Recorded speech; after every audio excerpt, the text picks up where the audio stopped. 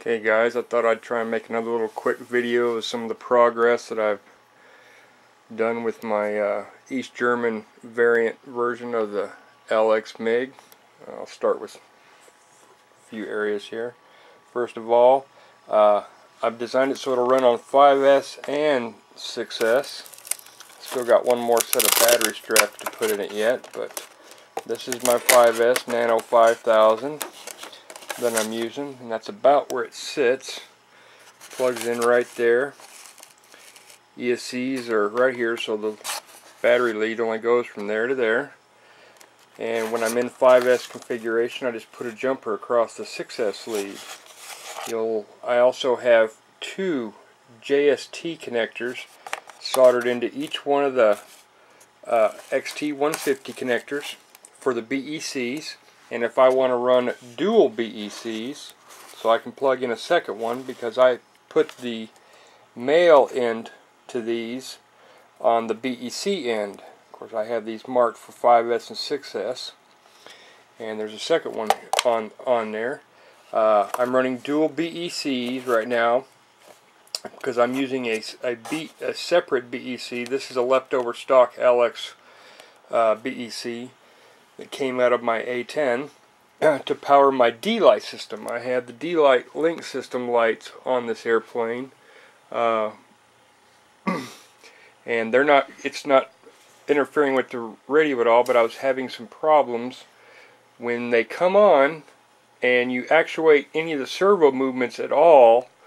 When they pass their trip point, they start to flicker, so I was having some receiver interference, and I contacted the engineers and kind of we talked about it, came up with this idea, and it actually works.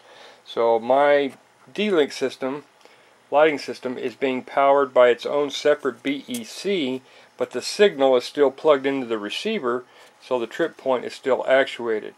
BEC on this side away from the all the electronics, and my Castle Creations BEC is located right down inside there. So it's opposite on either side. Added cooling vents to the nose on both sides using some Lexan thin plastic.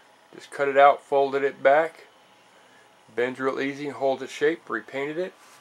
Cooling vents for the bay area right here, which these weren't providing enough cooling up in here. It was getting some air, but not what I wanted.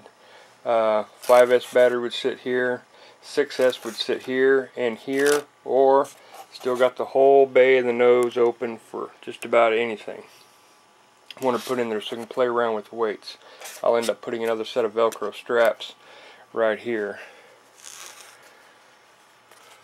Some cockpit details I had to hollow out there. You've seen this.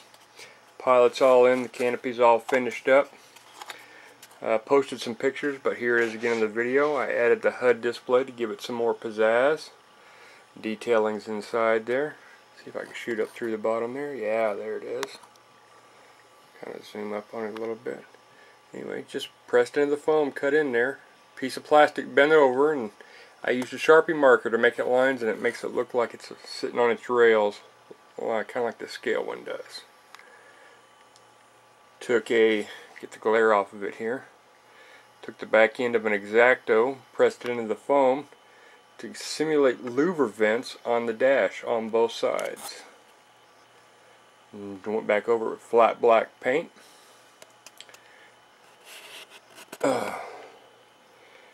Just some old model airplane decals I had scattered across. I've added to the plane here and there to kind of give it some realistic details. Let my camera focus up here. There we go. And they're scattered throughout the airplane, and a little bit of hand painting job there. I'll fire it up here in a minute, and we'll actually get this battery back up in here and show you the retracts and what I've done with the retracts now that I have the doors on them.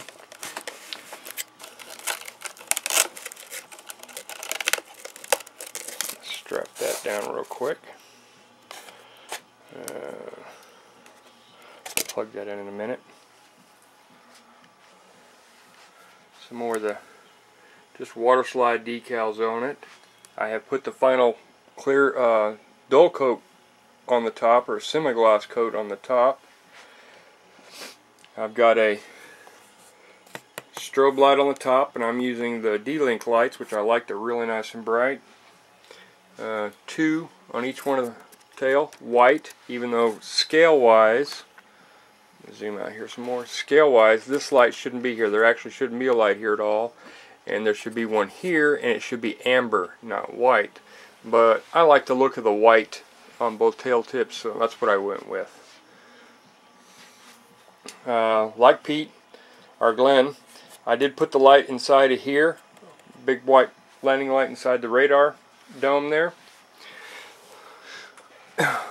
Light on the nose wheel, landing light, and Glenn, you were asking about this. I actually took 2 more white lights, same thing, and put them on the main gear doors, so that when the doors are down, it has all 3 landing lights, and it looks really nice and very bright. You'll see what I've done with the nose gear during a minute here. An assembly trick that I'm going to do, and I'm holding off on these to the very last. But you'll notice, it doesn't auto zoom here, I've taken the wing area here where the wing's going to mount, and I've poked it full of holes. Same thing is on the actual wing panel itself. So because I'm going to, almost the entire airplane is glued together with Gorilla Glue. Much lighter than epoxy. Equally, if not maybe a little stronger, and easy to get back to. First time I've tried it with this, and I've been very impressed. Both fuselage halves, the verticals are mounted the same way. I added some aluminum tape right here because I'm using the same hinge system. Door stops as the stock does. Try to stay as close to it as possible. Kind of helps it from digging into the foam a little bit there. Avionics bay.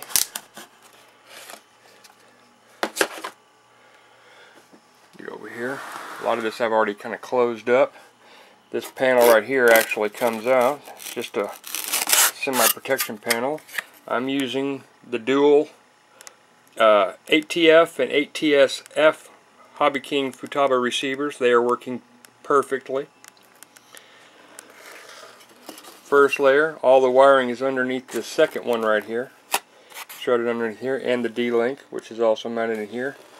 But get the wire system all cleaned up. Easy change out for the motors. Had to put little 3-inch 14 gauge leads on them, and it's run inside here. Stock ESC locations, which are actually my internal cheaters, which are feeding air. You can feel the air being sucked down through here, which is also running all the way down through this bay here and cooling off everything in here. The receivers stay ice cold, the D-Link, and anything that's in here. It's one reason why I added the nose ones, because it wasn't drawing enough air down through the battery air where it really needs it the most to stay cool. This I just got it to where it'll press in here. Acts like an air veins and kind of keeps nice and clean, and it keeps my wires from accidentally folding back. I've got everything buttoned up, secured, zip tied, so that it doesn't get sucked into the fan right there.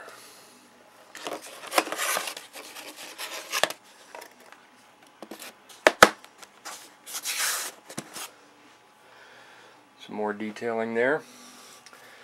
Pictures of the calligraphics that I had made for the German version.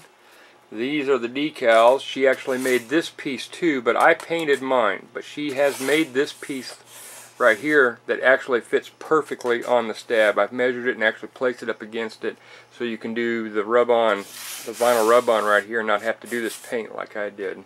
Same thing goes for this piece right here. Mine's painted, but she's made the vinyl decal. She made one big square yellow piece, and you trim it to how you want it to fit, and then the red and black bars that go down it. Lightning bolts I had made so it's on both sides.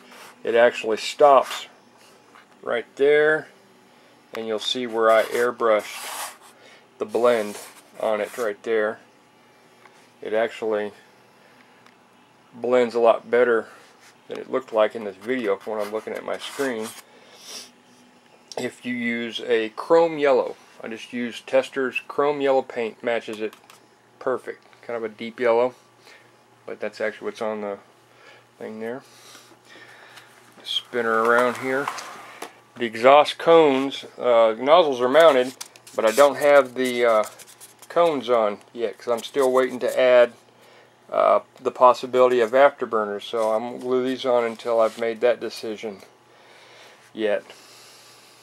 I do have the drogue chute on this plane, but I'm not real fond of the little pegs right there being the only thing that holds it.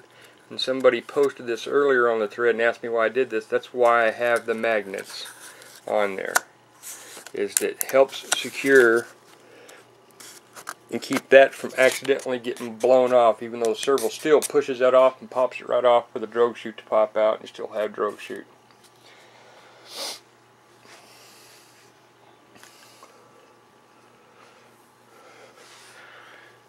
Trying to get some all angle views here. I do have all Hobby King servos in this airplane, with the exception of one standard stock servo that I had left over, LX stock servo, which is what I'm using to pop this guy off. He's mounted in a little hatch on the bottom there. That's the only stock servo.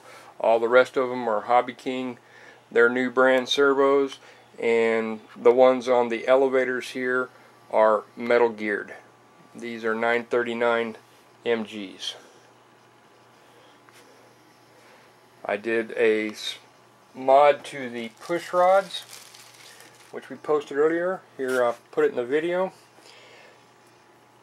The stock push rods that come with the kit, just bought a carbon fiber tube.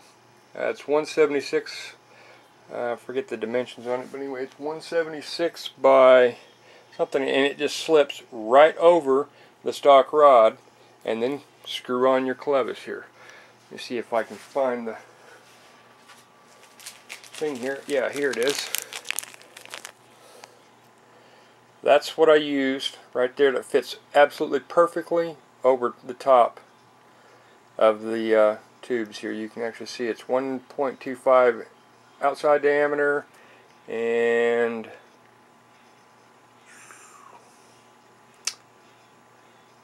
that's hard to read. Something 5 millimeters by 610 millimeters. But anyway, it's the perfect rod. Just roll it around with an X-Acto knife and it cut off real nice and easy. And I'm using that on the elevator Elevon servos, and all three of the TV servos have that mod done. The other ones are so short they don't really need it. There's no really need to put them on the rudders. So if I want to add to it, I can always add to it later. Just unscrew the clevis, slip it over, tack it in place if you want with a little epoxy or a little booger glue just to keep it from sliding back and forth, and set to go.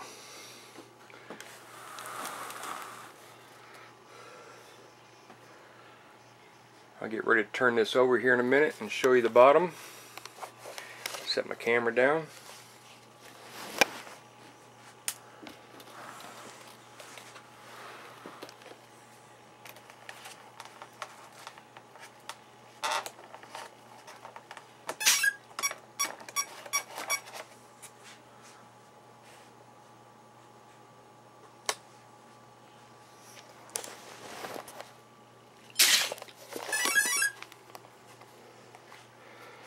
Okay, now she's actually all plugged in. Do a little quick thing, make sure we got good connection.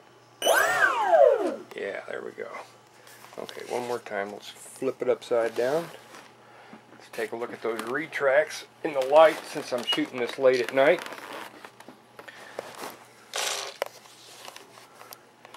Okay, first, you'll notice that I've taken the nose gear door from the stock LX configuration right there, and I've split it in half. Made it more like the LX F-18s. You just have to have 2 extra hinges. I also took these hinges, and as I was trying to explain on the thread, if you'll take the, whoops, a little too close there. if you'll take, before you glue these in, if you'll take the little metal spring and just carefully undo it with a pair of tweezers right there, and undo one coil and stretch it back, and then rewind it back up, reattach it, the spring has a lot of strength, enough to hold the door open, and I'm using 2 of them. So I didn't do the servo and the magnetic mod like I was originally intending to do, because I'm trying to avoid adding any extra weight if possible, and that would have been the weight of 3 more servos.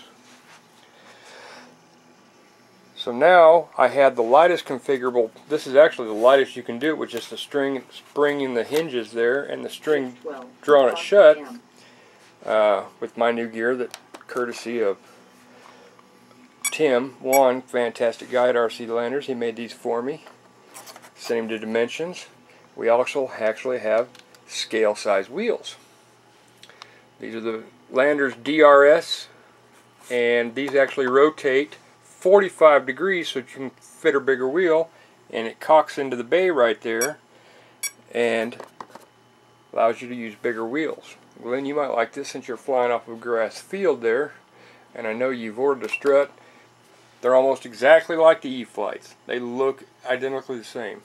And believe it or not, guys, that retract unit right there, I've taken it apart because I actually have one. It's the same $7.99 retract unit you get from Hobby King. It's identical. The only thing different here is the strut. Only available at RC Landers. They made custom. But the actual electric unit is the same unit. And I'm using the string system on it to draw it down.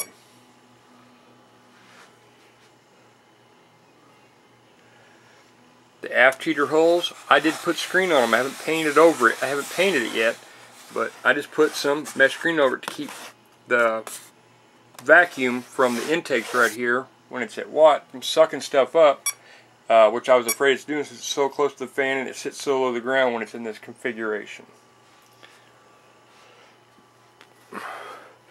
The D lights come on when I bring the throttle up a little bit. Let me kind of stand up against this. We'll zoom out here. I'll show you the landing lights.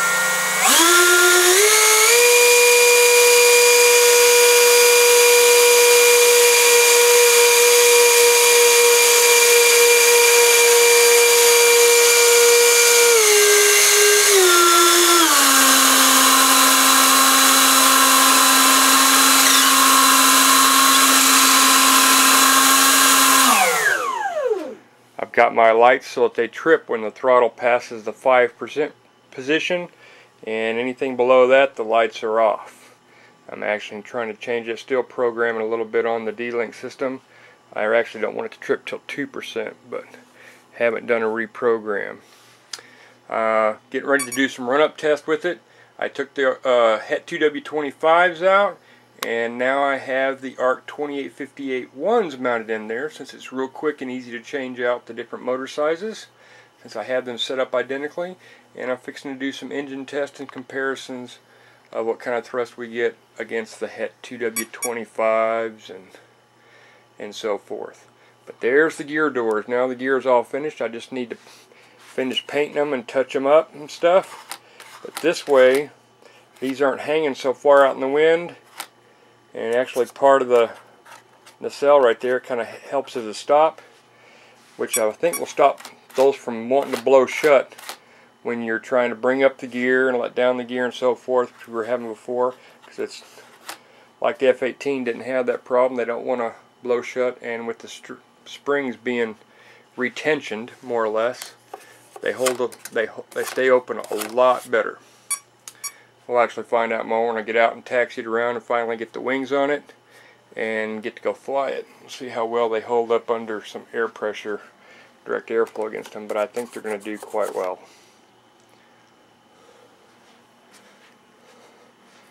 Anyway, there's the gear doors from the bottom. Try and bring that up for you guys one more time so you can see the lights.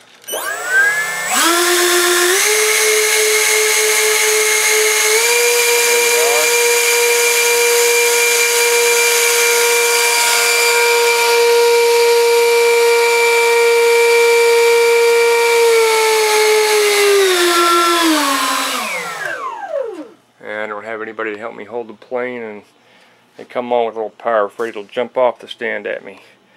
So I blew over my F-18 a minute ago and while I was trying to do this. Let me flip it over again.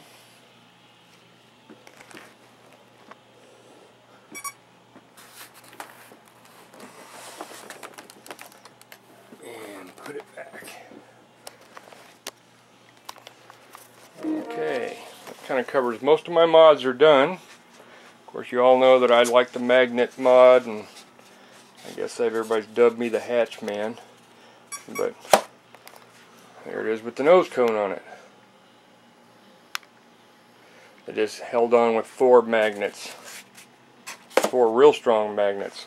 This is one that I haven't seen a lot of guys see, but I also have this so that I can take it off. And I did this back when I did my first airplane, first MiG, and it's done the same way. Except it has a helicoil in it. But this one actually has a threaded coupler CA'd into the nose. Then this, I simply just drilled a hole in it, took a 256 screw, snapped off the head with a pair of pliers, screwed it into there, and now if it breaks I can replace it. At the same time, to store it, I can it just screws on and stays in place. And that's the antenna mod. Did the same thing for the original one that I did way back, except that in the nose I have helicoils. I sunk a 256 helicoil and epoxied it in there, and then my nose antenna right there is replaceable without boogering up the nose or having to dig it out.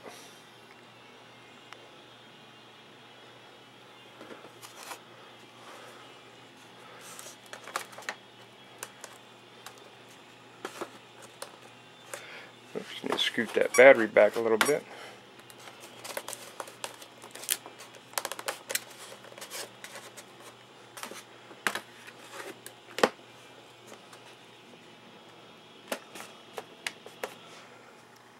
That's what she looks like. Callie did a beautiful job in my graphics, and I am so impressed with those vinyl decals. Guys, they look great, and she does a super job. And they stick real well to this foam. They almost look like they're painted on. Like I said, the emblems on the tail are her graphics that I had her made, and I had asked her to resize them because the original ones were just a little too big, and she came up with the perfect size. That is the final product right there. And the lightning bolt, as well as the 604 on the nacelle, and the matching number on the top. It's also, the German markings are available, and the Israeli markings come on there. So if you guys are wanting to do a version of this MiG like that, give her a call and get those decals, those vinyl graphics from her. She does fantastic work, and it's actually got 3 different versions I had put on it, and I've already paid for the artwork. So I think they're only like $15 for the set of them to do it plain. Beautiful job. She'll definitely get more of my business.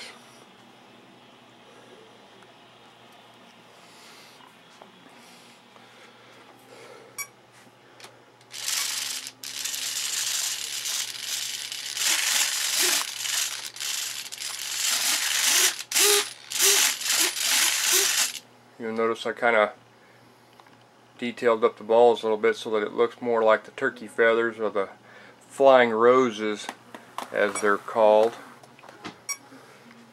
on the real one. Not bad so far. I missed my weight measurement now that I've got a new accurate scale, where I had some wrong numbers, but right now with the wing sitting on it without the ordnance, because this one's probably not going to have all the ordnance on it, it's probably looking to be about 6.5 pounds. Might be a little lighter. I'll have to reweigh it with my new calibrated scale, which was out of calibration.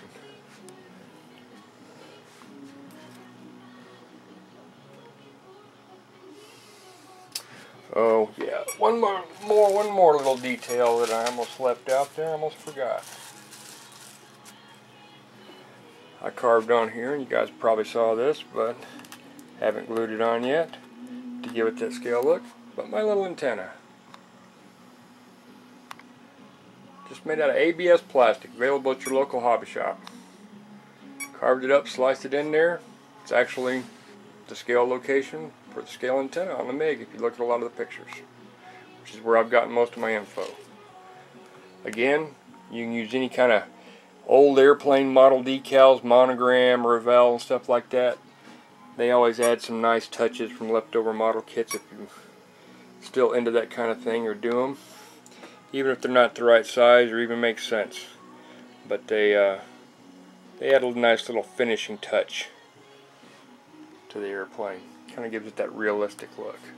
The one thing I haven't done yet, and I haven't decided whether I'm going to on this one or not, is a little bit of the weathering like I've done on some of my past planes.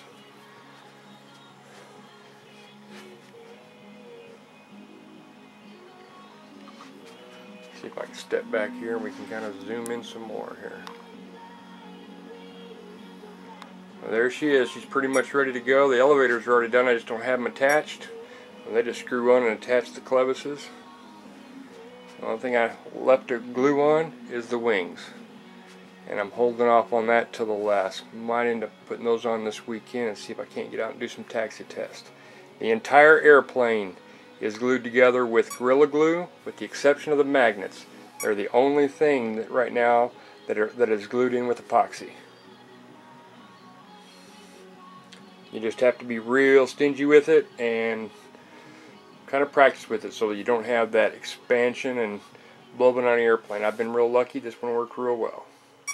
But it will cut the weight down considerably if you'll use that glue instead of epoxy. And it's just as strong. Alright guys, there she is. I'll put some more on it later as we get closer to finish here.